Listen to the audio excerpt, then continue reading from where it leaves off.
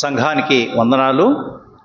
మన ప్రభు అయిన యేసుక్రీస్తు కృపను బట్టి మరొకసారి మనమందరం కూడా దేవుని సన్నిధానానికి వచ్చి దేవుని ఆరాధించడానికి, కొంతసేపు వాక్యాన్ని చదువుకోవడానికి దేవుడు మనకిచ్చిన ఈ శ్రేష్టమైన సమయాన్ని బట్టి దేవుణ్ణి స్తుతిస్తాం. పరిశుద్ధ గ్రంథము నుండి కొన్ని వచనాలు మనం చదువుకుందాం. యెహోషువ మొదటి అధ్యాయము మొదటి నుండి కొన్ని వచనాలు నేను చదువుతున్నాను. యెహోషువ మొదటి అధ్యాయము మొదటి నుండి 9 వచనాలు నేను చదువుతున్నాను.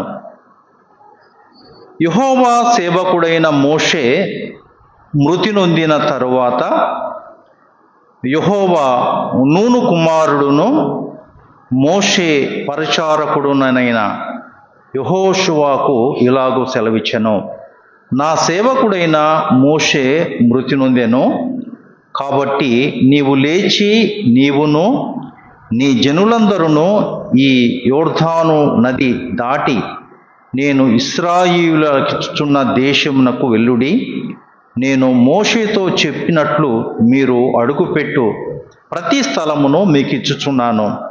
అరణ్యమును ఈ లెబనోను మొదలుకొని మహానది అయిన యూఫ్రటీసు నది వరకును, హిత్తీయుల దేశము అంతయు పడమట మహాసముద్రం వరకును మీకు సరిహద్దు. నీవు బ్రతుకు దినములన్నిటను ఏ మనుష్యుడును నీ ఎదుట నిలవలేక ఇండును. నేను మోషేకు తోడై ఉండునట్లు నీకును తోడై ఉందును. నిన్ను విడువను, ఎడబాయను. నిబ్బరము కలిగి ధైర్యముగా నుండుము. వారికిచ్చేదనను నేను వారి పితరులతో ప్రమాణము చేసిన ఈ దేశమును నిశ్చయముగా నీవు ఈ ప్రజల స్వాధీనము చేసెదవు. అయితే నీవు నిబ్బరము కలిగి జాగ్రత్త పడి బహుధైర్యముగా నుండి నా సేవకుడైన మోషే నీకు ఆజ్ఞాపించిన ధర్మశాస్త్రమంతటి చొప్పున చేయవలెను. నీవు నడుచు ప్రతి మార్గమున చక్కగా ప్రవర్తించున్నట్లు నీవు దాని నుండి కుడికి గాని ఎడమము కానీ తొలగకూడదు. ఈ ధర్మశాస్త్ర గ్రంథమును నీవు బోధింపక తప్పిపోకూడదు. దానిలో వ్రాయబడిన వాటన్నిటి ప్రకారము చేయుటకు నీవు జాగ్రత్త పడునట్లు దివారాత్రము దాన్ని ధ్యానించిన ఎడల నీ మార్గమును వర్ధిల్ల చేసుకుని చక్కగా ప్రవర్తించెదవు. నేను నీకు ఆజ్ఞాపించి ఉన్నాను కదా. నిబ్బరము కలిగి ధైర్యముగా ఉండుము, దిగులు పడకుము, జడియకుము. నీవు నడుచు మార్గమంతటిలో నీ దేవుడైన యెహోవా నీకు తోడై ఉండును. చదవబన్న ఈ లేఖన భాగం కోసం చిన్న ప్రార్థన చేసుకుందాం. శాశ్వతమైన ప్రేమతో మమ్మల్ని ప్రేమిస్తూ విడువక మా ఎడల కృపను చూపుతున్నటువంటి మా గొప్ప దేవా, నీకే మా స్తుతులు స్తోత్రాలు చెల్లిస్తుంటున్నాం. నీ మహోన్నతమైన నామాన్ని, నీ ఘనతను మేము జ్ఞాపకం చేసుకొని ఆరాధనలో స్తుతించాం. ఏ యోగ్యత లేని మాకు మీరిచ్చిన రక్షణను బట్టి మిమ్మల్ని స్తుతిస్తుంటున్నాం. మాకు వారసత్వాన్ని ఇచ్చారు, అందుని బట్టి మిమ్మల్ని స్తుతిస్తుంటున్నాం. మాకు ఏ యోగ్యత లేనప్పటికీ మాపై కృప చూపి నీ రాజ్య వారసులుగా చేసిన విధానాన్ని బట్టి మిమ్మల్ని స్తుతిస్తుంటున్నాం. చదవబడిన ఈ లేఖన భాగాన్ని మీరు ఆశీర్వదించమని వేడుకుంటున్నాం. ప్రభా, ఈ వాక్యాన్ని ధ్యానించే జ్ఞానము నాకు లేదు, సహాయం దయచేయని వేడుకుంటున్నాం. మరి ఈ వాక్యాన్ని అందరూ వింటూ ఉంటుండగా వారికి క్షేమాభివృద్ధిని కలుగజేయమని వేడుకుంటున్నాం. యెహోషువ జీవిత చరిత్ర ధ్యానం చేస్తుంటుండగా యెహోషువ జీవితంలో మరి ఏ విధంగా యెహోషువను ఆశీర్వదించారో మేము ధ్యానిస్తూ ఉంటుండగా మరి అందరము కూడా విని దాని ద్వారా మేము స్ఫూర్తి పొందులాగున, పాఠాలు నేర్చుకునేలాగున మాకు సహాయం దయచేయని వేడుకుంటున్నాం. సంఘ పెద్దలు ప్రసాద్ గారిని బట్టి ప్రార్థన చేస్తుంటున్నాం. కట్టవారి పాలెంలో దేవుని పరిచర్యలో ఉంటుండగా సహాయం దయచేయండి. తిరుగా ఈ రాత్రి వేళ మా మధ్యకు రావడానికి సహాయం దయచేయని వేడుకుంటున్నాం. ప్రయాణమంతట్లో కూడా తోడుగా ఉండమని వేడుకుంటున్నాం. సహోదరులు జేవియర్ గారు గుల్లాపల్లిలో ఆరాధన పరిచర్య చేస్తూ ఉంటుండగా వారి పరిచర్యను దీవించమండి, వారి ప్రయాణంలో తోడుగా ఉండమని వేడుకుంటున్నాం. ప్రభా, దీనదాసునైన నన్ను నీ కృపలో జ్ఞాపకం చేసుకోమని, చక్కగా మాట్లాడడానికి జ్ఞానమును దయచేయరని మా రక్షకుడు విమోచకుడు అయిన యేసుక్రీస్తు నామమున మిక్కిలి వినయంగా అడిగి వేడుకుంటున్నాం తండ్రి. ఆమేన్. చదవబడిన ఈ లేఖన భాగాన్ని చాలాసార్లు మనము ధ్యానము చేసి ఉండవచ్చు. యెహోషువ గ్రంథము అనేది బైబిల్లో పాత నిబంధనలో 5వ పుస్తకము, 6వ పుస్తకం. అంటే 5 కాండాలు అయిన తర్వాత, పంచకాండాలు అయిన తర్వాత దాని యొక్క కొనసాగింపే యెహోషువ గ్రంథము. అంటే మోషే వ్రాసిన పంచకాండాల తర్వాత మరి యెహోషువ గ్రంథము ఉన్నట్లుగా మనం చూస్తుంటాం. అంటే 6వ పుస్తకం ఇది. మోషే మరణము తరువాత ఇశ్రాయేలు యొక్క 12 గోత్రాలను యెహోషువ నాయకత్వంలో యోర్దాను నది దాటి కనానులోకి ప్రవేశించాలి. ఆ విధముగా ప్రవేశించడానికి దేవుని చేత ఏర్పాటు చేయబడిన నాయకుడే యెహోషువ. యెహోషువ మరి దేవుని చేత ఏర్పాటు చేయబడిన ఒక నాయకుడుగా మనము చూస్తుంటున్నాం. మొదటి వచనంలో మనము చదివినట్లయితే, యెహోవా సేవకుడైన మోషే మృతి నొందిన తర్వాత యెహోవా నూను కుమారుడును మోషే పరిచారకుడు అని వ్రాయబడింది. మోషే పరిచారకుడుగా యెహోషువ తను తాను పరిచయం చేసుకున్నట్లుగా మనం ఇక్కడ జ్ఞాపకం చేయబడుతుంటున్నాం. యెహోషువ గ్రంథము యెహోషువ చేతనే వ్రాయబడింది. ఆ గ్రంథానికి ఆయన పేరే పెట్టుకున్నారు. ఎంతైనా సముచితమైన పేరు కలిగి ఉండడము మనము అందరూ కూడా ఆహ్వానించదగింది. యెహోషువ గ్రంథాన్ని యెహోషువనే రచించాడు. కొన్ని భాగాలు తప్ప, చివరి అధ్యాయాలు కొన్ని తప్ప మొత్తం కూడా యెహోషువనే వ్రాసినట్లు మనము జ్ఞాపకం చేయబడుతుంటున్నాం. తను గూర్చి తాను చెప్పుకుంటూ మోషే పరిచారకుడు అని వ్రాయబడిన మాటలు మనము ఇక్కడ చూస్తుంటున్నాం. మోషే యొక్క పరిచారకుడు. నిజానికి దేవుడు ఏర్పాటు చేసుకున్న నాయకుడు మోషే. అయితే తన్ను తాను తగ్గించుకుంటూ మరి తన్ను తాను మోషే పరిచారకుడుగా పరిచయం చేసుకున్నట్లుగా మనం ఇక్కడ జ్ఞాపకం చేయబడుతుంటున్నాం. దేవుడు యెహోషువను ఏర్పరచుకున్నాడు, నాయకుడిగా చేసుకున్నాడు. ఆయన యొక్క జీవన ప్రస్థానాన్ని మనము జ్ఞాపకం చేసుకున్నట్లయితే మోషే పరిచారకుడుగా ఉన్నాడు. 12 గోత్రాలలో ప్రధానమైన వాడుగా ఉన్నాడు. ఇశ్రాయేలు సైన్యానికి అధ్యక్షుడుగా ఉన్నాడు. ఇశ్రాయేలులకు నాయకుడుగా ఉన్న విషయాన్ని మనం చూస్తుంటున్నాం. మోషే యొక్క పరిచారకుడు 12 గోత్రాలలో ప్రధానమైన వాడుగా ఉన్నాడు. అంటే ఆయన యొక్క గోత్రంలో ప్రధానమైన వాడు, ఎఫ్రాయిము గోత్రంలో ప్రధానమైన వాడుగా ఉంటున్నాడు. ఇశ్రాయేలు ప్రజలకు సైన్యాధిపతిగా ఉన్నాడు. మరి ఇశ్రాయేలులకు నాయకుడుగా అయిన విషయాన్ని మనం ఇక్కడ జ్ఞాపకం చేయబడుతుంటున్నాం. ఈయన జీవన ప్రస్థానంలో పరిచారకుడి నుంచి ఆయన ఇశ్రాయేలు నాయకుడుగా ఎదిగిన విధానాన్ని మనము జ్ఞాపకం చేయబడుతుంటున్నాం.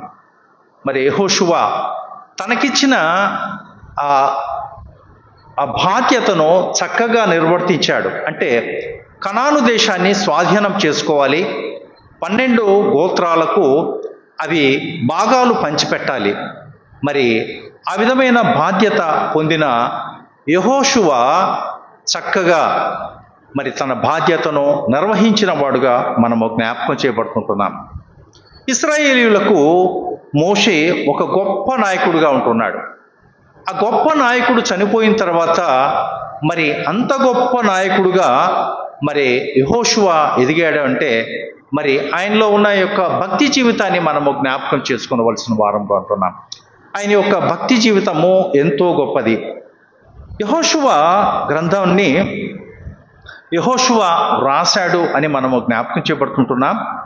మరి బైబిల్ ప్రకారంగా 1405 సంవత్సరము అంటే క్రీస్తుకు పూర్వము 1405 సంవత్సరములో ఇశ్రాయేలీయులు కనానును జయించారు. మరి కనాను జయించిన తర్వాత 25 నుంచి 30 సంవత్సరముల వరకు మరి ఉన్న చరిత్రనే యెహోషువ చరిత్రగా మనం చూస్తుంటున్నాం. అంటే ఎప్పుడైతే కనాను స్వాధీనం చేసుకున్నారో అప్పటి నుండి 25 నుంచి 30 సంవత్సరముల చరిత్ర యెహోషువ తెలియజేస్తున్న విషయాన్ని మనము జ్ఞాపకం చేయబడుతుంటున్నాం. ముఖ్యంగా దేవుడు ఇశ్రాయేలీయులకు వాగ్దానం చేసి ఏ దేశాన్నైతే ఇస్తాను అని ప్రమాణం చేశాడో ఆ దేశాన్ని స్వాధీనపరుచుకునేంత వరకు కూడా మరి యెహోషువ ఎంతో భయభక్తులు కలిగి తన జీవితాన్ని గడిపిన విధానాన్ని కూడా మనము జ్ఞాపకం చేసుకుంటున్నాం. 21వ అధ్యాయము యెహోషువ 21వ అధ్యాయము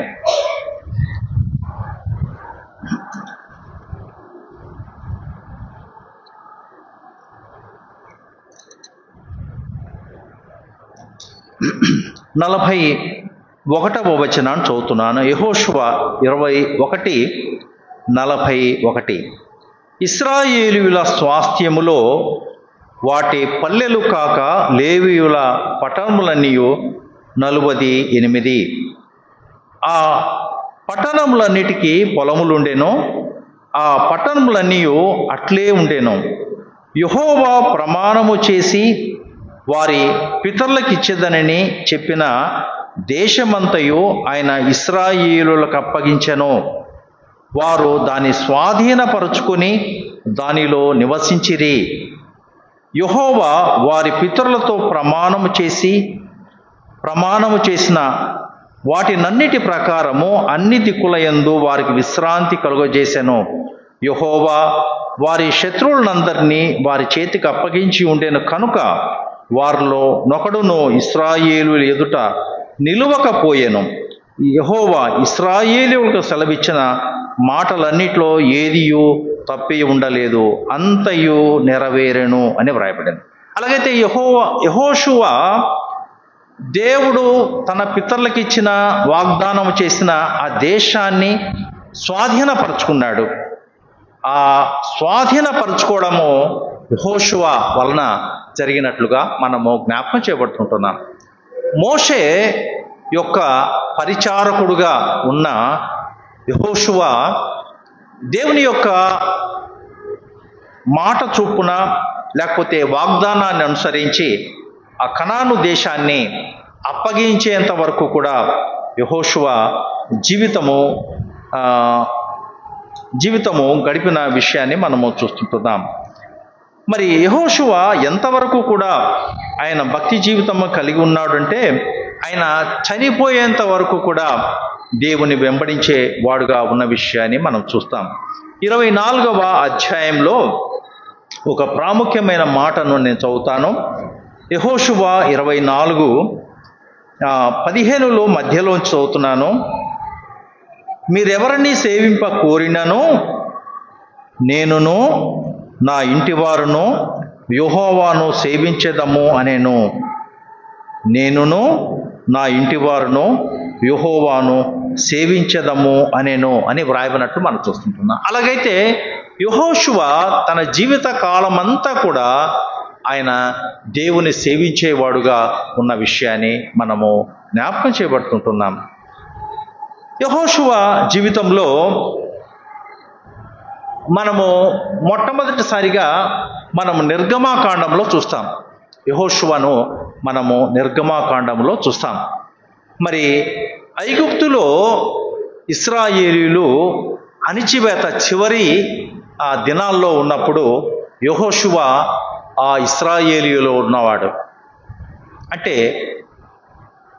ఆ ఐగుప్తు రాజు ఇశ్రాయేలీయులను అణిచివేస్తూ ఉంటున్నాడు, వారు ప్రబలకుండా చూస్తుంటున్నాడు. అలాంటి సమయంలో మరి యెహోషువ ఉన్న విధానాన్ని మనము జ్ఞాపకం చేసుకోవచ్చు. మరి ఇశ్రాయేలీయులకు 10 తెగుళ్ళు కలిగినప్పుడు మరి మొదటి పస్కా సమయంలోనూ ఇశ్రాయేలు మధ్య ప్రభువు జరిగించిన కార్యములను ప్రత్యక్ష సాక్షిగా యెహోషువ ఉన్నట్లు మనము జ్ఞాపకం చేసుకోవచ్చు. అంటే ఇశ్రాయేలీయులు ఎర్ర సముద్రమును దాటినప్పుడు మరి యెహోషువ ప్రత్యక్షముగా చూచి మరి దేవునికి ఘనత కలిగిన వాడుగా ఉన్న విషయాన్ని మనము జ్ఞాపకం చేసుకోవచ్చు. యెహోషువ యొక్క పేరులోనే ఒక గొప్పతనం ఉన్నది. ఆ పేరు ఏమిటంటే యెహోవా నా రక్షకుడు అని అర్థం వచ్చే పేరును కలిగి ఉన్నట్లు మనము జ్ఞాపకం చేయబడుతుంటున్నాం. యెహోషువ పేరులో ఆ యెహోవా నా రక్షకుడు అని ఉన్న విషయాన్ని మనం చూస్తాం. నిజానికి ఇది 2 అక్షరాల అంటే 2 పదాల యొక్క కలయిక. ఇది గ్రీక్ పదము. యేషువా అంటే యేషువా అనేది రక్షకుడు అని అర్థం అన్నమాట. గ్రీకులో అది యేషువా అంటారు. యేషువా అంటే రక్షకుడు అని అర్థం అన్నమాట. అంటే the lord is my saviour. Yehoshua అంటే the lord is my saviour అనే అర్థం వచ్చేట్లుగా ఉన్నట్టు మనం చూస్తుంటున్నాం. ఇంతకీ ఈ యెహోషువా ఎవరు? ఈయన ఏ విధముగా పరిచారకుడుగా ఉండి ఆయన నాయకుడు అయ్యాడో మనము ఈ ఉదయకాలమున కొన్ని నిమిషాలు మనము చదువుకుందాం. సంఖ్యాకాండము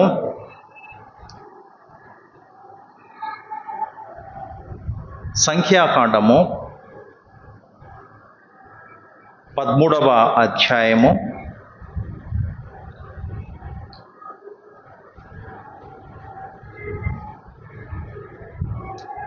4వ వచనాన్ని నేను చదువుతున్నాను,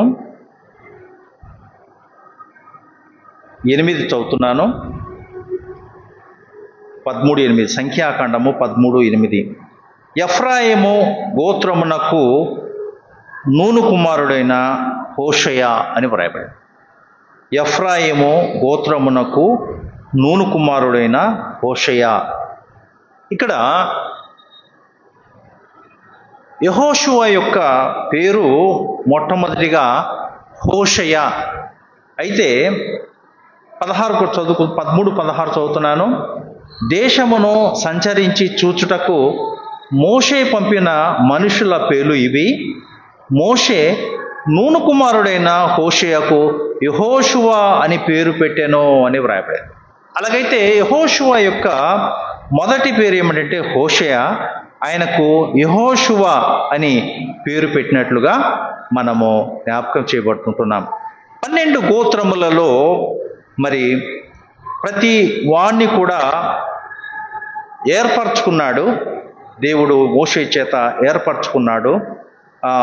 13:3 చదువుతున్నాను. వారిలో ప్రతివాడు ప్రధానుడై ఉండవలెను అని వ్రాయబడినట్టు మనం చూస్తుంటున్నాం. ప్రతి వాడు కూడా ప్రధానుడై ఉండవలెను అని వ్రాయబడింది. అలాగైతే ఎఫ్రాయిము గోత్రంలో ప్రధానుడైన నూను కుమారుడైన హోషేయను మరి మోషే ద్వారా ఏర్పరచబడిన వాడుగా ఉంటున్నాం. ఈయన దేశాన్ని సంచరించి చూడడానికి మరి 12 మంది పంపించి ఉండగా వారిలో మంచి సమాచారము తెచ్చిన వారు 2 ఉంటున్నారు. ఒకరు కాలేబు, రెండవ వ్యక్తి యెహోషువ అని మనము జ్ఞాపకం చేయబడుతుంటున్నాం. నిజానికి ఈయన పరిచారకుడుగా మనకు నిర్గమాకాండంలో చూస్తాం. నిర్గమాకాండము 24వ అధ్యాయము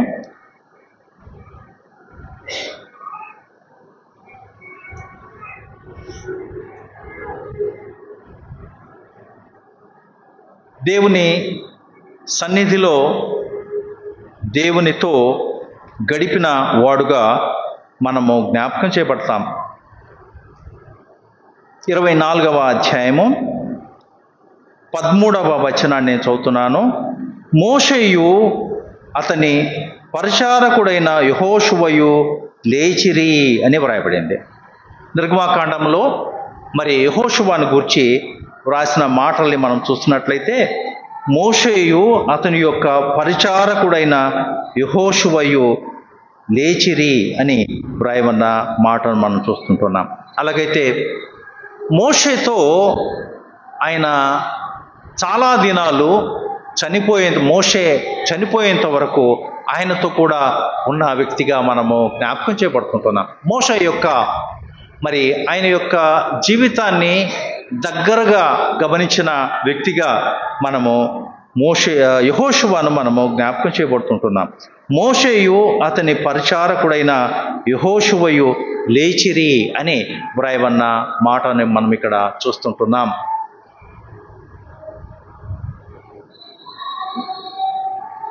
యెహోషువ అంత గొప్పగా ఆశీర్వదించడానికి మరి అతనిలో ఉన్న గొప్పతనం ఏమిటంటే, ఆయన దేవుని సన్నిధిని కోరుకునేవాడుగా ఉన్న విషయాన్ని మనము జ్ఞాపకం చేయబడుతుంటున్నాం. యెహోషువ దేవుని సన్నిధానాన్ని ఎక్కువగా కోరుకునేవాడు. అందుకనే 24:13 నేను చదువుతున్నాను. వారిద్దరు కూడా సీనాయి పర్వతం మీదకి వెళ్ళారు అని కూడా మనము జ్ఞాపకం చేయబడుతుంటున్నాం. వారిద్దరూ కూడా అంటే మోషేయు పరిచారకుడైన యెహోషువ వారు ఆ కొండ ఎక్కారు. సీనాయి పర్వతాన్ని ఎక్కిన విధానాన్ని మనము జ్ఞాపకం చేయబడుతుంటున్నాం. తర్వాత నిర్గమాకాండంలోనే 33:11 చూస్తున్నాను.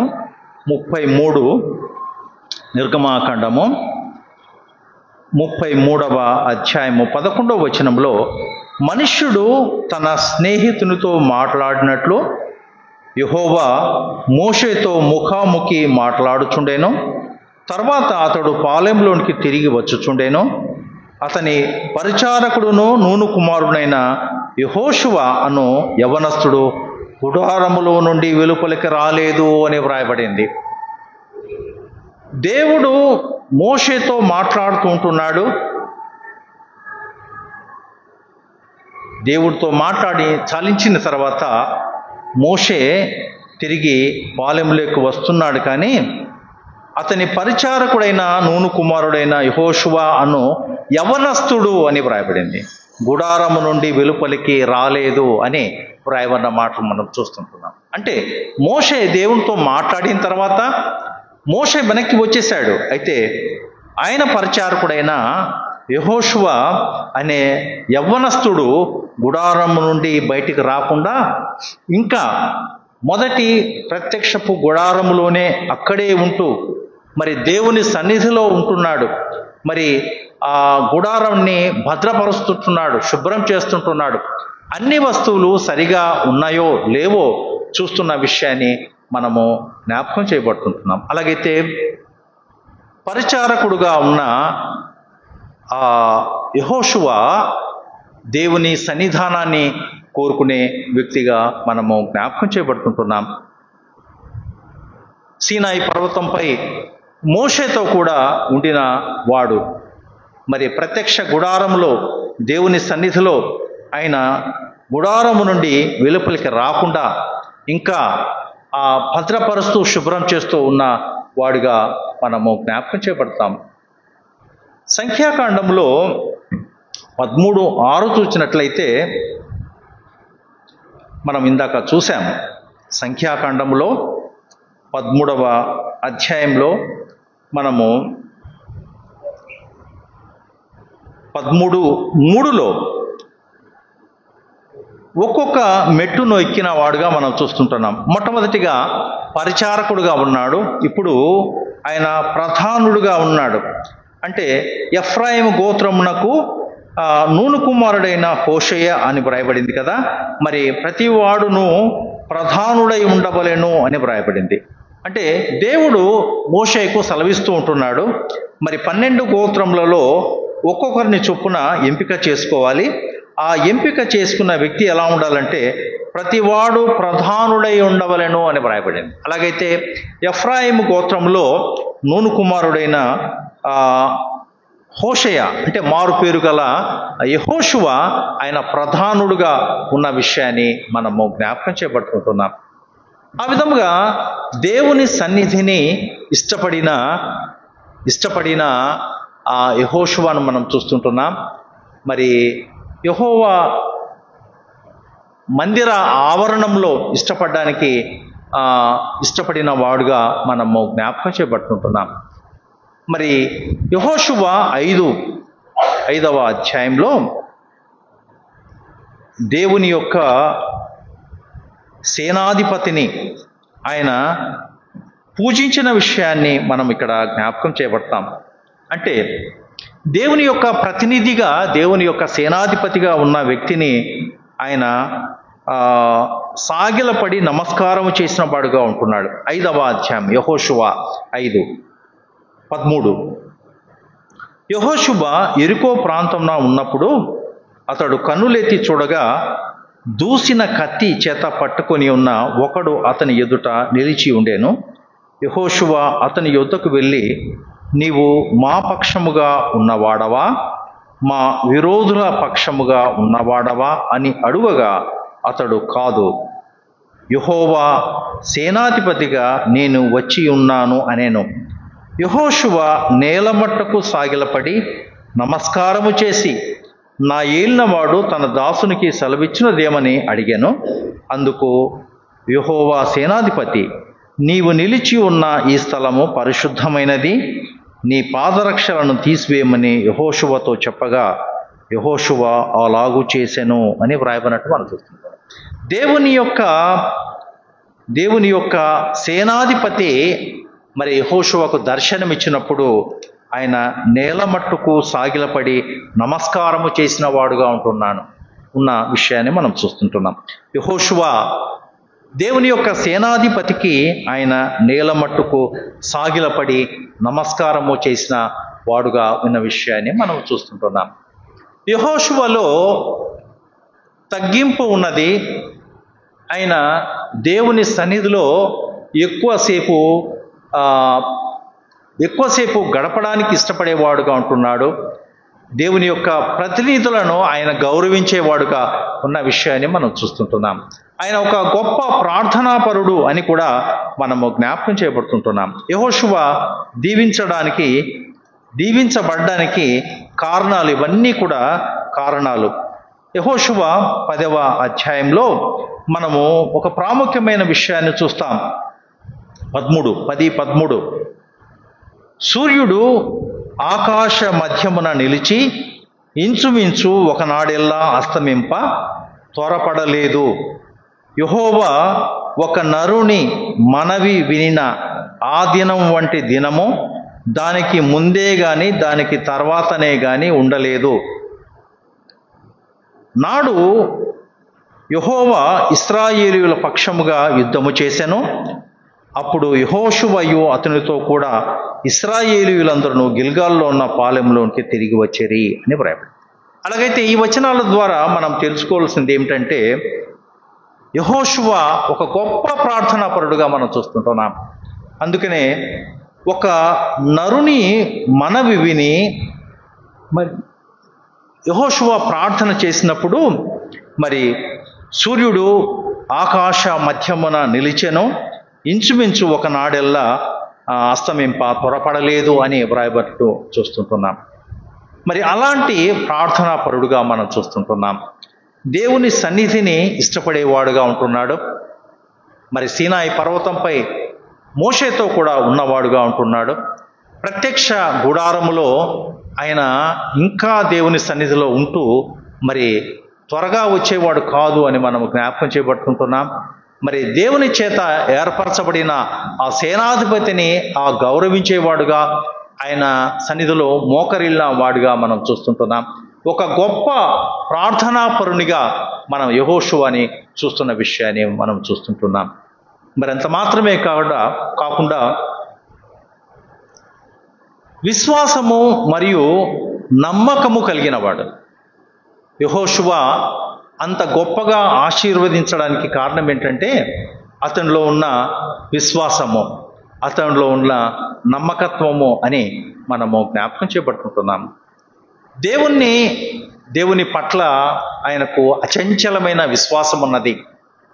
మరి గొప్ప నమ్మకము కలిగిన వాడుగా ఉన్న విషయాన్ని మనము జ్ఞాపకం చేపడతాము.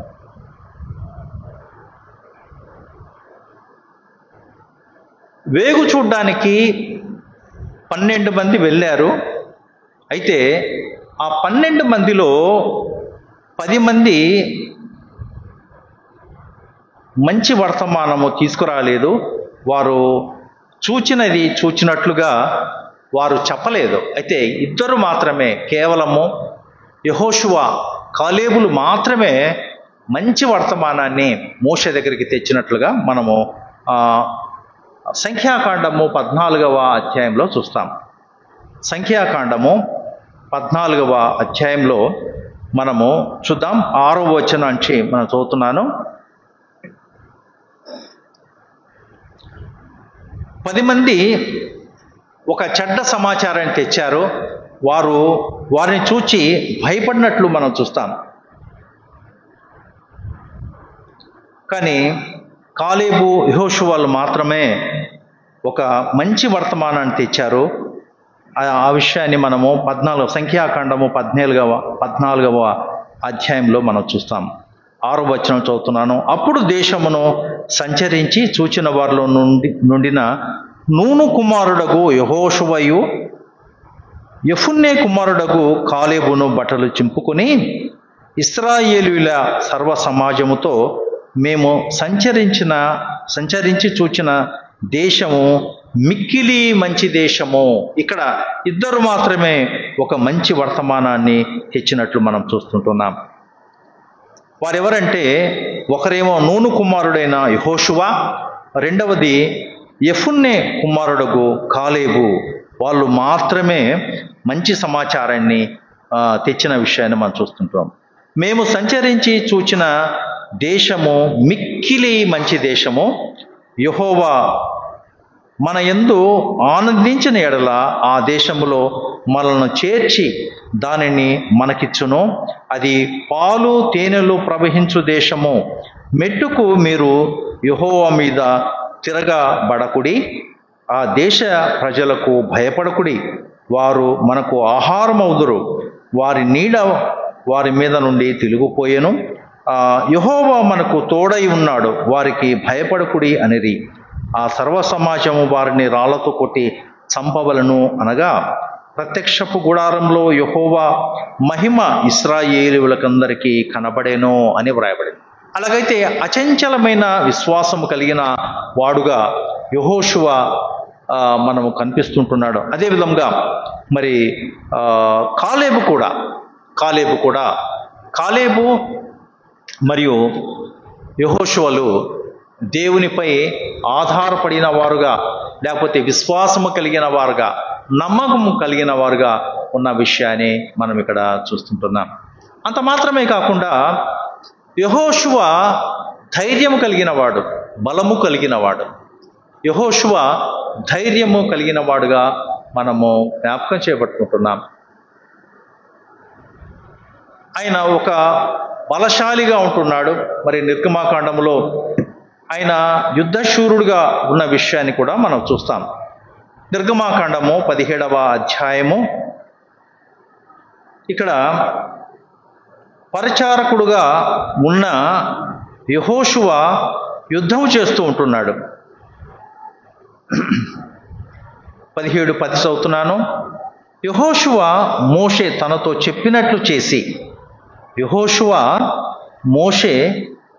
చెప్పినట్లు చేసి అమాలేకీయులతో యుద్ధమాడెను. మోషే, అహరోను, హూరు అనువారు ఆ కొండ శిఖరం ఎక్కిరి. మోషే తన చెయ్యి పైకెత్తినప్పుడు ఇశ్రాయేలీయులు గెలిచిరి. మోషే తన చెయ్యి దించినప్పుడు అమాలేకీయులు గెలిచిరి. తర్వాత 13 చదువుతున్నాను.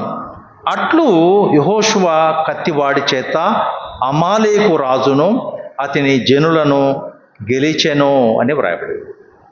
అమాలేకీయులు మరి ఇశ్రాయేలుపై యుద్ధము చేస్తూ ఉంటున్నారు, రెఫీదీములో ఉంటున్నారు. మరి రెఫీదీములో ఉంటున్న ఇశ్రాయేలుపైకి అమాలేకీయులు అనవసరంగా వచ్చారు. మరి మోషే యెహోషువతో చెప్తున్నాడు, మన కొరకు మనుషులను ఏర్పరచుకొని నువ్వు రేపు వెళ్ళి యుద్ధం చేయి.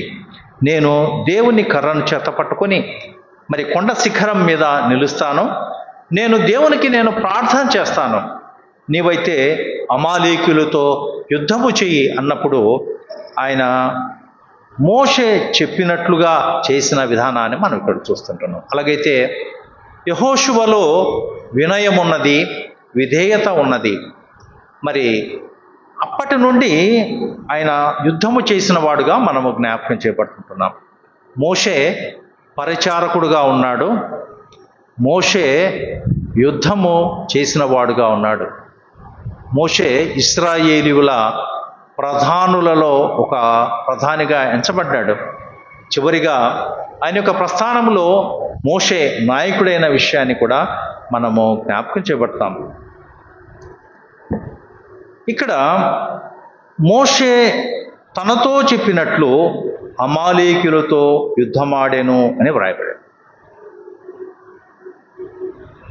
యెహోషువ అమాలేకీయులతో యుద్ధం చేస్తుంటున్నాడు.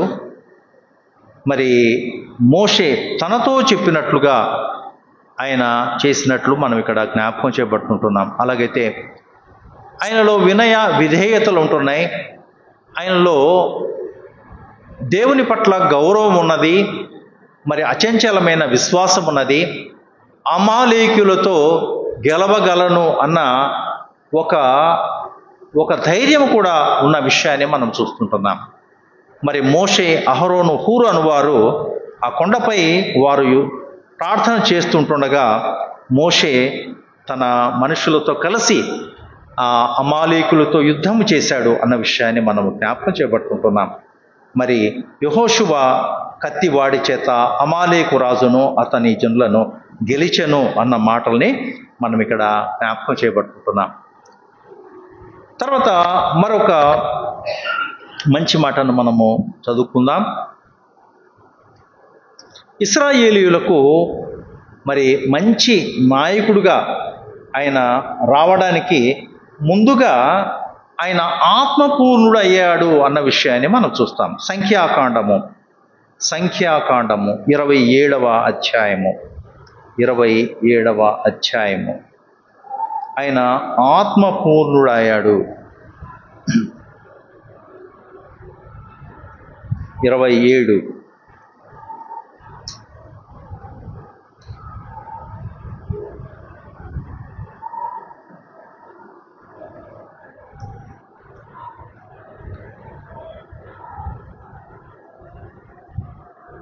18 చదువుతున్నాను. 27:18. అందుకు యెహోవా మోషేతో ఇట్లా, నేను నూను కుమారుడైన యెహోషువ ఆత్మను పొందినవాడు అని వ్రాయబడింది. ఆత్మను పొందినవాడు. ఇక్కడ మోషే దేవునితో ఒక మనవి చేస్తుంటున్నాడు. 14-15 నుంచి చదువుతున్నాను. ఒక నాయకుడు అవసరమై ఉన్నది. మరి మోషే మరణ దినములు దగ్గర వస్తుంటున్నాయి. మరి ఒక సమర్థుడైన నాయకత్వాన్ని కావలసిన పరిస్థితి ఏర్పడింది. ఆ సందర్భంలో మోషే దేవునితో ప్రార్థన చేస్తున్న విషయాన్ని మనము సంఖ్యాకాండము 27వ అధ్యాయంలో చూస్తాం. 15 చదువుతున్నాను. అప్పుడు మోషే యెహోవాతో ఇట్లా, నేను యెహోవా సమస్త మానవుల ఆత్మలకు దేవా, యెహోవా సమాజము కాపరి లేని గొర్రెల వల్లే ఉండకుండునట్లు ఈ సమాజం మీద ఒకరిని నియమించుము అని మోషే ప్రార్థన చేస్తున్న విధానాన్ని మనం చూస్తుంటున్నాం. అంటే ఆయన దినములు సంపూర్ణము కావస్తున్నాయి. మరి ఆ సందర్భంలో మోషే దేవునితో ప్రార్థన చేస్తున్న విషయాన్ని మనం చూస్తుంటున్నాం. ఒక సమాజము అంటే ఇశ్రాయేలీయుల సమాజము కాపరు లేని గొర్రెల వల్లే ఉండకుండానట్లు ఈ సమాజం మీద ఒకరిని నియమించుము అని ప్రార్థించినప్పుడు మరి అతడు వారి ఎదుట వచ్చుచూ పోచూ ఉండి వారికి నాయకుడిగా ఉండటకు సమర్థుడై ఉండవలెను అని వ్రాయబడింది.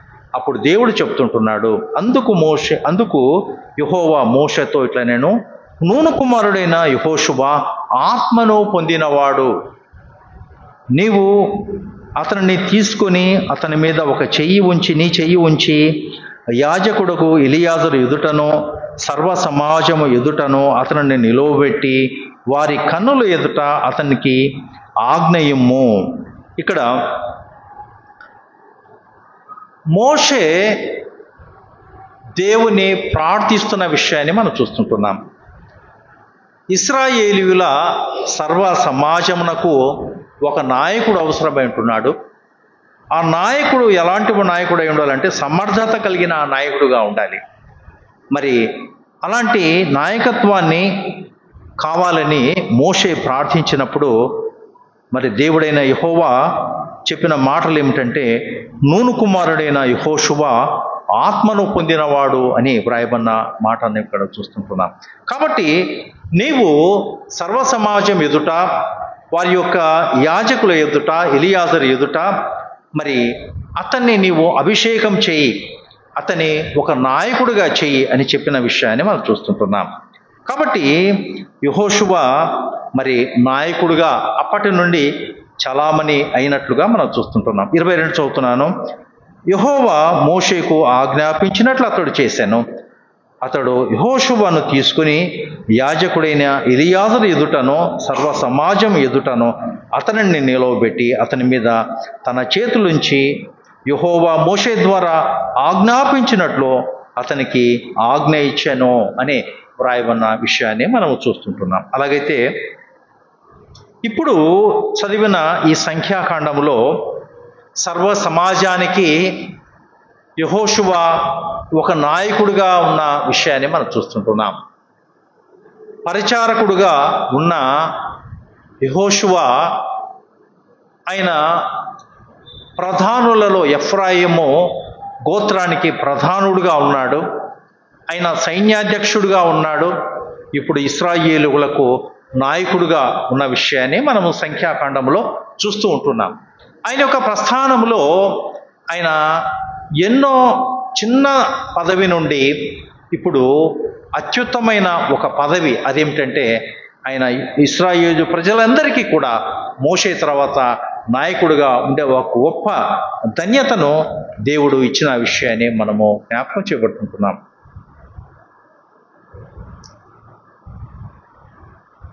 తర్వాత ద్వితీయోపదేశ కాండంలో మరి ఒక వచనాన్ని చదువుకుందాం.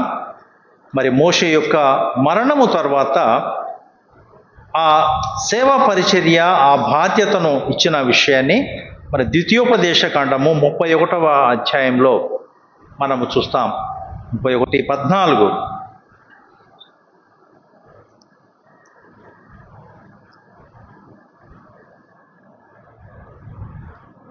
మరియు యెహోవా, చూడుము నీ మరణ దినములు సమీపించను. మోషేతో చెప్తున్న మాటలు, యెహోవా చూడుము నీ మరణ దినములు సమీపించను, నీవు యెహోషువను పిలిచి నేను అతనికి ఆజ్ఞ ఇచ్చినట్లు ప్రత్యక్షపు గుడారములో నిలువుడని మోషేతో సెలవీయగా మోషేయు యెహోషువయు వెళ్ళి ప్రత్యక్షపు గుడారములో నిలిచిరి అని వ్రాయ. మోషే తర్వాత ఒక గొప్ప నాయకుడుగా మరి యెహోషువను ఎన్నుకున్నప్పుడు ఆ యెహోషువను ధైర్యపరిచిన మాటలు మనం చూస్తుంటున్నాం. మరి ఆ యొక్క మోషేకు ఇవ్వబడిన ఆ నాయకత్వాన్ని యెహోషువకు ట్రాన్స్ఫర్ చేస్తూ ఉంటున్నాడు. నీ దినములు సమీపించి ఉన్నాయి, మరణ దినములు సమీపించి ఉన్నాయి, కాబట్టి ప్రత్యక్షపు గుడారములో మీరిద్దరూ కూడా నిలిచి ఉండండి అని చెప్పి మరి దేవుడు వారితో మాట్లాడినట్లు మనం చూస్తాం. తర్వాత 23వ అధ్యాయాన్ని కూడా నేను చదువుతున్నాను. అంటే ద్వితీయోపదేశ కాండము 31:23. మరియు యెహోవా నూను కుమారుడైన యెహోషువకు ఇలాగు సెలవిచ్చెను, నీవు నిబ్బరము కలిగి ధైర్యముగా ఉండము. నేను ప్రమాణపూర్వకముగా వారికిచ్చిన దేశమునకు ఇశ్రాయేలీయులను నీవు తోడుకొని పోవలేను. నేను నీకు తోడై ఉండును అని ఒక గొప్ప వాగ్దానాన్ని ఇచ్చినట్లుగా మనము జ్ఞాపకం చేయబడుతున్నాం. యెహోషువ యొక్క జీవిత చరిత్రలో, ఆయన యొక్క జీవన యాత్రలో చిన్న పరిచారకుడుగా ఉన్న మోషే యొక్క పరిచారకుడుగా ఉన్న యెహోషువ, ఆయన ఇశ్రాయేలీయుల సమాజానికి ఒక గొప్ప నాయకుడుగా మోషే యొక్క పాత్రను ఆయన పోషించిన విధానాన్ని ఈ ఉదయకాలమున మనము జ్ఞాపకం చేయబడుతున్నాం. అలాగైతే ఆయన సంపూర్ణమైన వ్యక్తిగా మనము చూడగలుగుతామంటే ఆయనలో కూడా కొన్ని పొరపాట్లు ఉన్నాయి. అదేమిటంటే కొన్ని పొరపాట్లను కూడా ఆయన చేశాడు. హాయి పట్టణాన్ని జయించేటప్పుడు ఆయన కొన్ని దేవుని చెప్పిన మాటల్ని వినకుండా పోవడం వల్ల హాయి పట్టణంలో ఆ యుద్ధంలో 36 మందిని కోల్పోయిన విధానాన్ని మనం చూస్తాం. 36 మంది చనిపోయారు. హాయి పట్టణము చాలా చిన్న పట్టణమే, త్వరగా దాన్ని స్వాధీనపరచుకోవచ్చు. అయినప్పటికీ కూడా ఆయనలో ఉన్న ఆ తొందరపాటు చర్య వల్ల 36 మంది చనిపోయారు. యెహోషువ గ్రంథంలో మనం యెహోషువ 1వ అధ్యాయము ఆ విషయాలు ఆకాను చేసిన ఆ తప్పిదం వల్ల అపజయం వచ్చినట్లుగా మనము జ్ఞాపకం చేయబడుతుంటున్నాం. యెహోషువ 1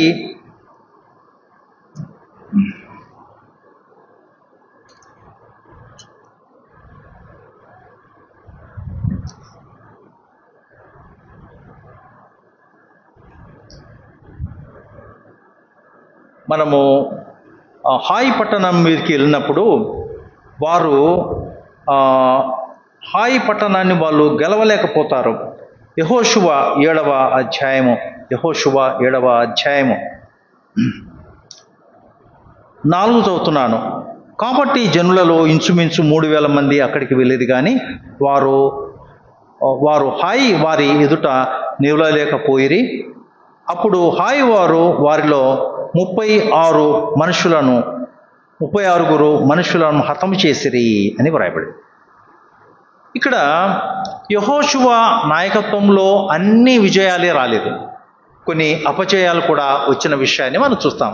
హాయి పట్టణానికి వెళ్ళారు. హాయి పట్టణము చిన్న పట్టణమే, పెద్ద కష్టపడాలని అవసరం లేదు. అయినప్పటికీ కూడా హాయి వారిని జయించలేకపోయిన సందర్భాన్ని మనం ఇక్కడ చూస్తాం. ఎప్పుడైతే 36 మంది చనిపోయారో యెహోషువ దేవుని సన్నిధిలో ప్రార్థించిన విషయాన్ని మనం చూస్తాం. ఆయన ప్రార్థించి తిరిగి జయాన్ని పొందిన విషయాన్ని మనము జ్ఞాపకం చేయబడుకుంటున్నాం. అలాగైతే యెహోషువలో ఉన్న గొప్పతనం ఏమిటంటే, ఎప్పుడైతే ఆయన జీవితంలో అపజయాలు చూశాడో దానికి ఆ అపజయానికి కారణమేమి అని దేవుని సన్నిధిలో విచారించి ఆ జయాన్ని పొందిన యెహోషువగా మనము జ్ఞాపకం చేయబడుతుంటున్నాం. అదేవిధంగా గిబియోనీయులు కూడా రాత్రి మనము జ్ఞాపకం చేయబడ్డాం. గిబియోనీయులు యెహోషువను ఆశ్రయించారు, వారితో సంధి చేసుకున్నారు. అది కూడా దేవుని చిత్తము కాదు. అంటే ఆ విధంగా అన్యులతో వారు సహవాసము చేసినట్లుగా మనం ఇక్కడ జ్ఞాపకం చేయబడతాం. అంటే ఒక ఉదాసీనత కలిగిన వాడుగా ఉంటాం. గిబియోనులతో సంధి చేసుకోవడము దేవుని చిత్తం కాదు. అలాగే యెబూసీయుల కోటలో దండు ఉంచకపోవడం కూడా ఒక పొరపాటుగా మనము జ్ఞాపకం చేయబడుతుంటున్నాం. ఆ విధంగా కొన్ని పొరపాట్లు చేసినప్పటికీ కూడా యెహోషువ దేవుని సన్నిధిలో ఒక గొప్ప వ్యక్తిగా ఉన్న విషయాన్ని మనం చూస్తాం. యెహోషువ చివరి అధ్యాయంలో, అంటే 24వ అధ్యాయంలో ఒక గొప్ప ప్రసంగాన్ని చేశాడు. ఇశ్రాయేలీయులను ఉత్తేజపరిచే ఒక ప్రసంగాన్ని చేసినట్లుగా మనం జ్ఞాపకం చేయబడతాం. యెహోషువ 24వ అధ్యాయం అంతా కూడా అధ్యాయం అంతా కూడా ఒక గొప్ప ప్రసంగాన్ని చేసిన వాడుగా మనం ఇక్కడ జ్ఞాపకం చేయబడుకుంటున్నాం. దాంట్లో ప్రాముఖ్యమైన ఒక పదం ఏమిటంటే 24:15 ఇందాక నేను చదివాను. మీరెవరిని సేవింపకోరినను నేనును నా ఇంటి వారును యెహోవాను సేవించదము అని వ్రాయబడింది. అలాగైతే ఆయన జయ జీవితానికి కారణం ఏమిటంటే దేవుని సేవించుట అని మనము జ్ఞాపకం చేపట్టుకుంటున్నాం. యెహోషువలో ఆయన జయ జీవితానికి కారణాలని కొన్నిటిని మనము ఈ ఉదయకాలమున జ్ఞాపకం చేసుకుంటున్నాం. దేవుని సన్నిధిని కోరుకొనిన యెహోషువ, దేవుని యొక్క సేనాధిపతిని గౌరవించిన యెహోషువను చూస్తుంటున్నాం. ఒక గొప్ప ప్రార్థనాపరుడుగా మనం చూస్తుంటున్నాం. అతని వంటి ప్రార్థన ఏ నరుడు కూడా చేయలేదు. ఒక నరుని ప్రార్థన విని అటువంటి గొప్ప కార్యము చేయలేదు అని మనము యెహోషువ గ్రంథంలో చూస్తుంటున్నాం. విశ్వాసము కలిగిన వాడుగా, నమ్మకము కలిగిన వాడుగా ఉంటున్నాం. మరి ధైర్యము కలిగిన వాడుగా, బలవంతునిగా ఉన్న విషయాన్ని మనం చూస్తుంటున్నాం. మరి దేవుని మాటకు ఆయన విధేయుడుగా ఉన్నాడు. అందుకనే మనము యెహోషువ గ్రంథములో మొదటి అధ్యాయంలో మనం చూస్తుంటున్నాం. 7 నుంచి మనము చదివినట్లయితే ఏ విషయాల్లో నువ్వు జాగ్రత్తగా ఉండాలో ఆ విషయాలన్నిటిని కూడా యెహోషువతో దేవుడు చెప్పినట్లు తూచా తప్పకుండా ప్రార్థించినట్లు మనము జ్ఞాపకం చేయబడుతున్నాం. తర్వాత తన పవిత్రతను కాపాడుకున్నవాడుగా యెహోషువ ఉన్న విషయాన్ని మనము జ్ఞాపకం చేయబడుతున్నాం. ఇంతకీ యెహోషువ గ్రంథాన్ని నేను ఈ ఉదయకాలము తీసుకోవడానికి కారణం ఏమిటంటే, మన సంఘంలో అనేక మంది యవనస్తులు ఉంటున్నారు. మరి నాకు తెలిసిన కాలము నుండి అంటే 97 నుంచి నాకు తెలిసిన యవనస్తులలో యెహెజ్కేలు అనే ఒక యవనస్తుడు ఉండేవాడు. యెహెజ్కేలు, రవి, డాక్టర్ రవి, వారిద్దరు కూడా సంఘములో యవనస్తులుగా ఉండి వారు చక్కటి పరిచర్య చేసేవారుగా ఉంటున్నారు. వారు యవ్వన కాలమునందే, చిన్నతనము నుండే దేవుని సంఘములో మరి చాపలు వేయడము, పరిచర్య చేసేవారుగా ఉన్నారు. యెహెజ్కేలేమో ఒక ఇంజనీర్ అయ్యాడు, మరి ఫారిన్కి వెళ్ళిపోయాడు, ఆయన ఆశీర్వదించబడ్డాడు. రవి ఆయన మెడిసిన్ కంప్లీట్ చేసుకున్నాడు, ఒక డాక్టర్గా చేస్తూ ఉంటున్నాడు. దాని తర్వాత మరి వారు వెళ్ళిపోయిన తర్వాత మరి 2 యవనస్తులు మన సంఘంలో ఉన్నారు. దాంట్లో ఒక వ్యక్తి సాయి, మరి 2వ వ్యక్తి ప్రఫుల్ చంద్. వీరిద్దరూ కూడా సంఘములో ఎంతో బాధ్యత కలిగిన వారుగా మరి వారు సేవ చేసిన విధానాన్ని మనం చూస్తుంటున్నాం. మరి వారితో కలిసి కూడా శామ్యుల్ కూడా, వరప్రసాద్ యొక్క కుమారుడు శామ్యుల్, వీరందరూ కూడా ఒక గ్రూపుగా ఉండి దేవుని సేవ చేస్తూ ఉంటున్నారు. ఇప్పుడు సాయి వియత్నాంలో మరి ఉద్యోగం చేస్తూ ఉంటున్నాడు. ఆయనకు కుటుంబ విషయంలో మరి దేవుడు ఎంతో సహాయం చేశాడు. వివాహ విషయంలో సహాయం చేశాడు, సరి అయిన జీవిత భాగస్వామిని దయచేశాడు. మరి ఆయనకు ఒక కుమార్తెను అనుగ్రహించాడు. ఆ విధంగా చక్కటి జీవితాన్ని దేవుడు ఇచ్చాడు. అదేవిధంగా ప్రఫుల్ చంద్ కూడా ఎంతో కష్టపడి యవనస్తులు చేసిన విధానాన్ని మనం, ప్రఫుల్ చంద్ ఇప్పుడు బ్యాంకులో జాబ్ చేస్తూ ఉంటున్నారు, యాక్సిస్ బ్యాంక్లో వర్క్ చేస్తూ ఉంటున్నారు. మరి ఆ విధంగా యవనస్తులు కష్టపడి పనిచేస్తూ ఉంటుండగా ఈనాడు మన మధ్య ఉన్న యవనస్తులను చూసినట్లయితే వారు కూడా చక్కటి పరిచర్య చేస్తున్నట్లు మనము జ్ఞాపకం చేపట్టుకుంటున్నాం. సహోదరుడు వర్మ, శ్రావణ్, సతీష్, క్రాంతి, శామ్యుల్, రత్నాకర్, రత్నతేజ, బాలాజీ, ఎజ్రా, ఈ విధంగా మరి దాదాపు 10 మంది యవనస్తులు ఉంటున్నారు. ఆనాడు యెహోషువని దేవుడు ఆశీర్వదించాడు. మన సంఘంలో కూడా మరి నేను చెప్పాను, ఇప్పుడు కొన్ని పేర్లు చెప్పాను. మరి ప్రఫుల్ చంద్, సాయి, శామ్యుయల్, వీళ్ళందరినీ కూడా దేవుడు దీవించాడు. అంతకు ముందు తరంలో రవి, యెహెజ్కేల్ వారిని దీవించాడు. మరి ఇప్పుడున్న వీరిని కూడా మరి యెహోషువ ఏ విధముగా దేవుని సన్నిధిలో ఆయన సేవ పరిచర్య చేశారో వీరినందరినీ కూడా దేవుడు ఆశీర్వదిస్తాడని మరి నేను ఈ సందర్భంలో వారికి తెలియజేస్తున్నాను.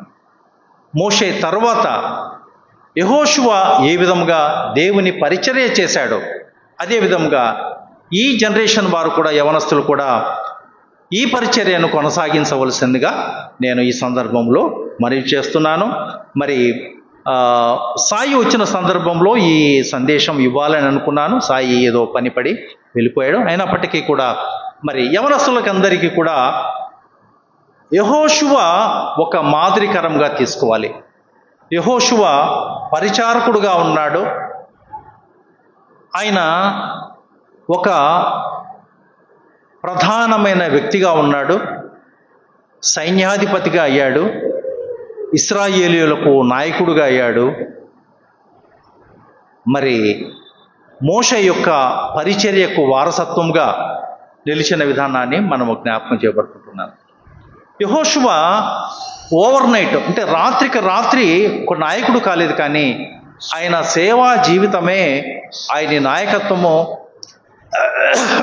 నాయకుడుగా చేసిన విధానాన్ని ఈ ఉదయకాలం మనం జ్ఞాపకం చేయబడుకుంటున్నాం. అలాగైతే యెహోషువలో ఉన్న ఆ యొక్క భక్తి జీవితాన్ని మనం కలిగి ఉన్నట్లయితే మనల్ని దేవుడు ఆశీర్వదిస్తాడు అని మనము జ్ఞాపకం చేయబడుకుంటున్నాం. సహోదరుడు రామారావు గారు వచ్చి ప్రార్థన చేసి ముగించవలసిందిగా మనవి చేస్తున్నాను.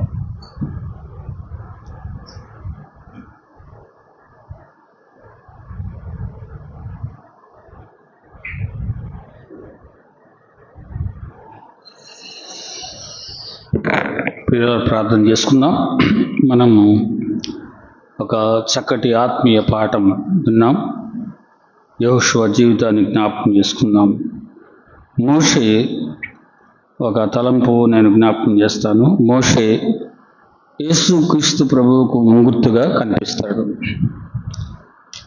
మోషే వెళ్ళిపోయిన తర్వాత దేవుడు యెహోషువను బలపరిచి అద్భుతమైన విజయాలు వారికి అనుగ్రహించి వారు కనానును జయించి ఆ కనాను కూడా పంచుకునే విధంగా దేవుడు వారికి అనుగ్రహిస్తాడు. యెహోషువ గ్రంథం అపోస్తుల కార్యములకు సాదృశ్యంగా కనిపిస్తుంది. పరిశుద్ధాత్మని కార్యములు. యేసు ప్రభు వారు పరలోకానికి వెళ్ళిన తర్వాత పరిశుద్ధాత్మను పంపిస్తాడు. యెహోషువ గ్రంథంలో జరిగిన అద్భుతాలు, ఆశ్చర్యాలు, ఆ అద్భుతమైన విజయాలు, పరిశుద్ధాత్మని క్రియలు, పరిశుద్ధాత్మ నడిపింపు ద్వారా విశ్వాసి పరలోకానికి వెళ్తాడు. కనాను వారు ఎలా విజయవంతంగా వెళ్ళారో ఆ రీతిగా వెళ్తారు.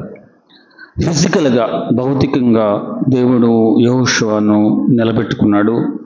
ఒక అద్భుతమైన బలమైన సాధనం యెహోషువ. దేవుడు తన సేవకుని బలపరిచి అమూల్యమైన సంగతులు యెహోషువ వ్యక్తిగత జీవితంలో నుంచి మనకు అనుగ్రహించారు. జ్ఞాపకం చేసుకుందాం. సేవకుడు అనే మాట జ్ఞాపకం చేసుకుందాం.